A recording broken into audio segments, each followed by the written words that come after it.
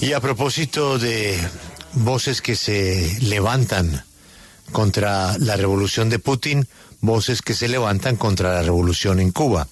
Ella se llama Alina Fernández Revuelta. Es una crítica poderosísima del régimen cubano y del sistema que llevó su padre y su tío a la isla.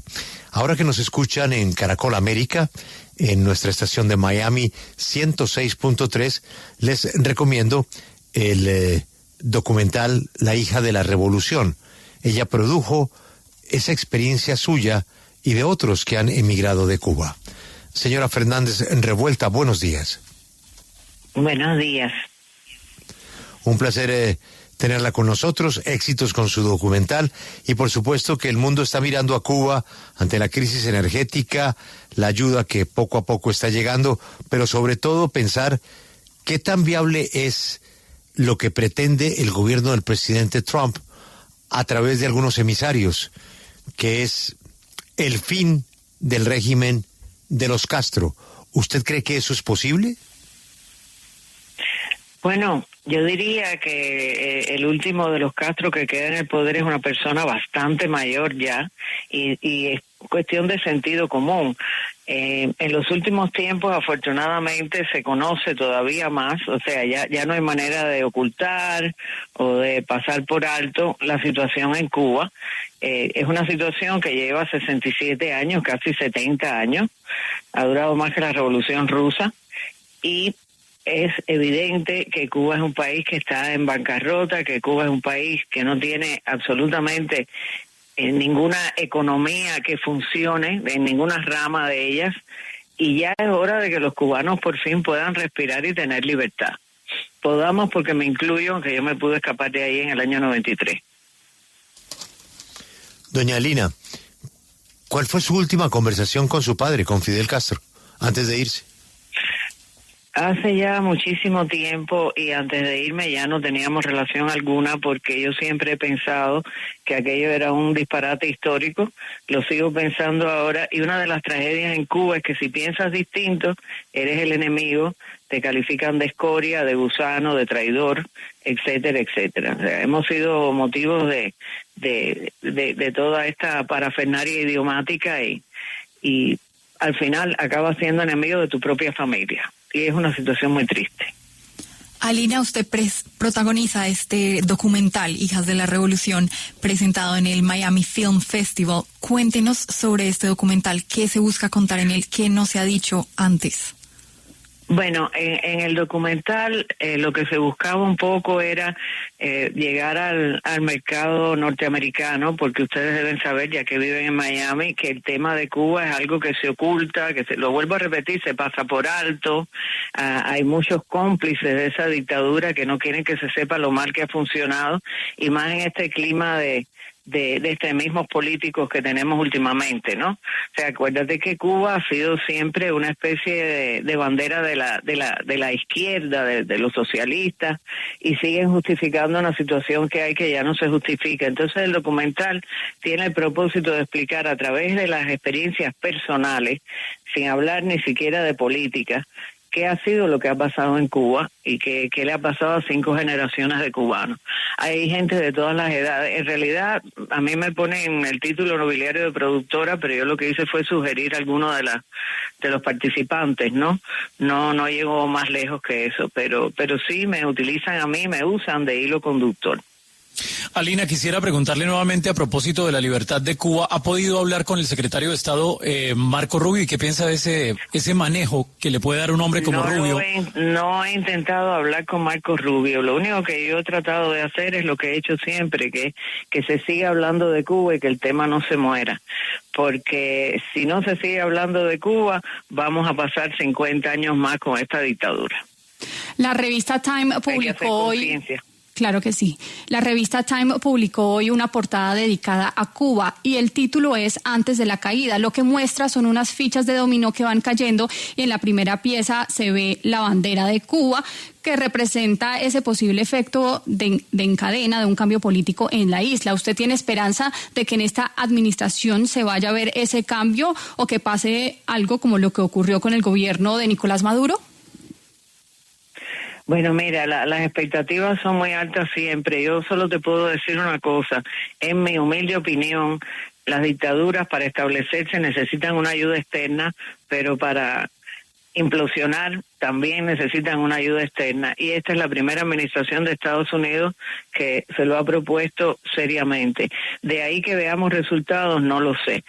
Confío en la persona de Marco Rubio, a quien este tema le toca muy de cerca y lo conoce muy bien. Y de todas maneras hace falta una mediación, hace falta, es un cambio tan radical de sociedad a 90 millas de las costas de los Estados Unidos que por supuesto que van a estar involucrados, ¿no? Sí. Usted hace muchos años, pues nos cuenta, ya se fue de Cuba, pero ¿usted cree que puede pasar a la hora de reconfigurar un país? Porque seguramente habrá muchos que se fueron hace años que querrán volver. ¿Cómo se rearma eso? En términos de propiedad, en términos de sociedad, tras tanto tiempo. La gran pregunta, claro, pero hay muchos antecedentes, los ha habido en Sudáfrica, los ha habido en España, o sea, hay muchas maneras. Yo creo que el ser humano es inherentemente adorador de la prosperidad y de la libertad, y uno enseguida se adapta a una cosa razonable en la vida, ¿no? Y creo que eso es lo que va a pasar con los cubanos, amén de lo que dices tú. Hay mucha gente con la disposición y los medios para poder ayudar a reconstruir por lo menos la infraestructura de inmediato, que todos sabemos que eso se hace en muy poco tiempo. Ya el tema moral, ya el tema de la educación, ya el tema emocional es otra cosa. Doña Alina, ayer hablábamos con Leonardo Padura a propósito de un libro que retrata lo mismo que usted ha vivido y que él ha vivido y que sus familias han vivido. Y nos preguntábamos cómo Padura puede vivir en La Habana.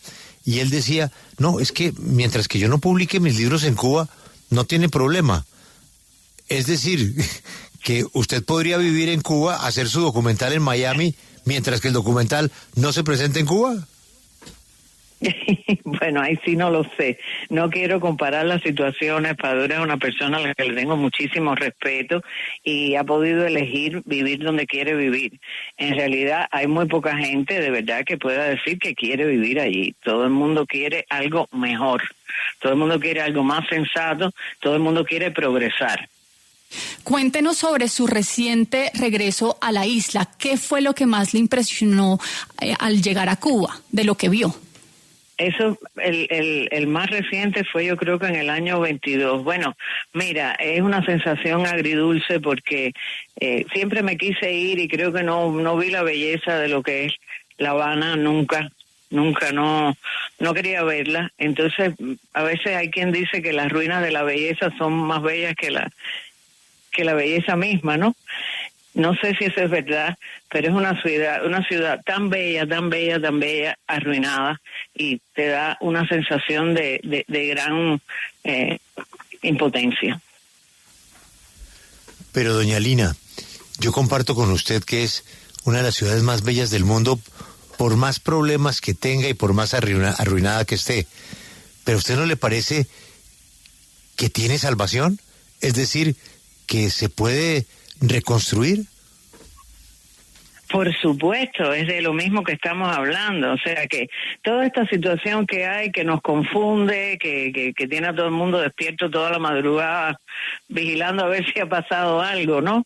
Al final te devuelve a tu ser, que es algo que hemos estado esperando toda la vida, un cambio, sin saber de dónde viene ni cómo viene, pero es lo que 5 generaciones de cubanos han querido y muchos de ellos ya han muerto. Sí.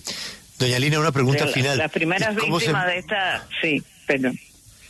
¿Cómo se maneja un tema familiar con puntos de vista tan diferentes? Por ejemplo, usted tiene hermanos, se reúnen, hablan por teléfono, discuten en la diferencia que tienen, o simplemente hay extremos, el que está con los Castro y el que está contra los Castro.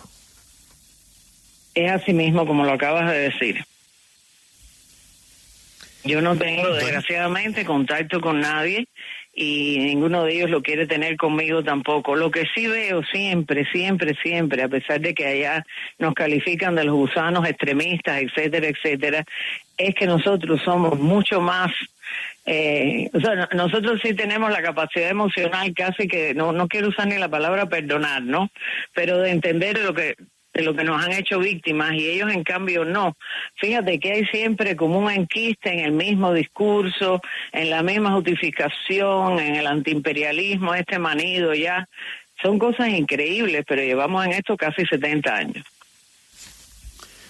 Doña Lina, un placer escucharla, muchos éxitos con su documental, pero sobre todo seguirle apostando a que usted va a poder reencontrarse con esa Habana que vio hace poco y que pueda volver a sus esquinas, a sus recuerdos de infancia, de colegio, de vida y de amigos. Muchas gracias por su tiempo, doña Lina.